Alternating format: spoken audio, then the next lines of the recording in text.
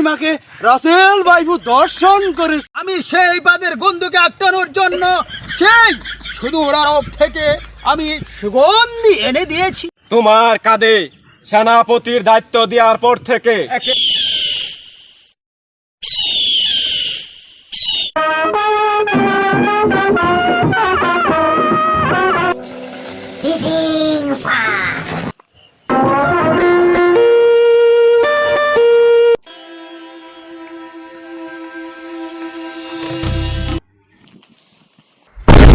যার চোখে মুখে কিসের এত দুশ্চিন্তার ছাপ, চলেন ভিডিওতে দেখা যাক।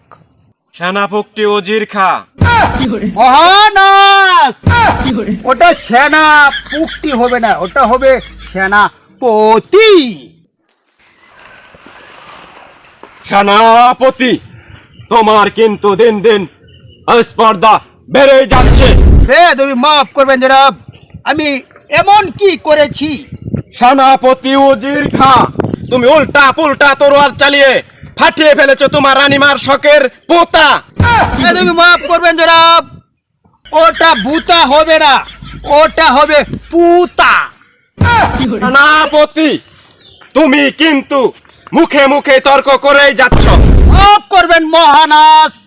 সেনাপতি উজির খা, তোমার কাঁধে সেনাপতির দায়িত্ব দেওয়ার পর থেকে একের পর এক মহামারী লেগেই যাচ্ছে। কেন, কি হয়েছে মহানাস?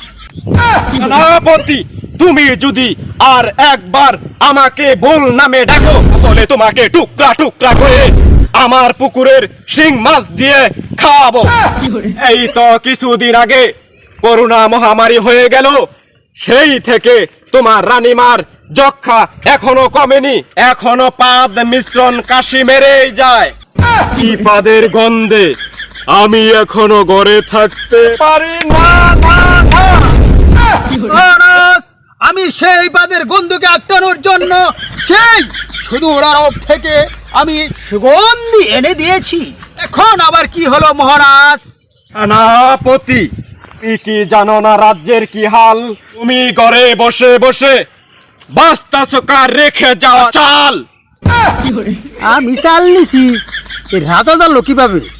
একা একা কি ফুসুর ফুসুর করছো তুমি? তুমি কি জানো না রাজ্যের চারপাশে রাছেল বাইপো এসে হানা দিচ্ছে? এই নিয়ে আপনি চিন্তা করবেন না মহারাজ, আমি আপনার রাজ্যের চারপাশে বেচিং পাউডার ছিটিয়ে দিয়েছি মহারাজ, আপনি এই নিয়ে কোনো চিন্তা করবেন না। এই রাজ্যের আশেপাশে যত সাপরিয়া আছে তাদেরকে আমি বলে দিয়েছি যে যেখানেই পাও রাসেল বাইপুকে ধরে নিয়ে এসো, তাকে সঙ্গে সঙ্গে 1 লক্ষ টাকা পুরস্কার দেওয়া হবে।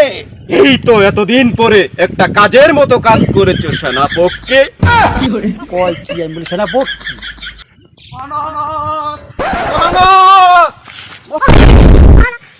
রানীমাকে রাসেল বাইবু দর্শন করেছে।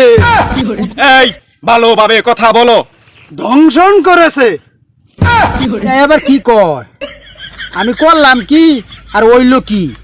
কি করিস তুই সেনাপতি? তোমাকে আমি পরে দেখে নেব। এই চল সবাই, আগে রানীমাকে বাঁচাতে হবে।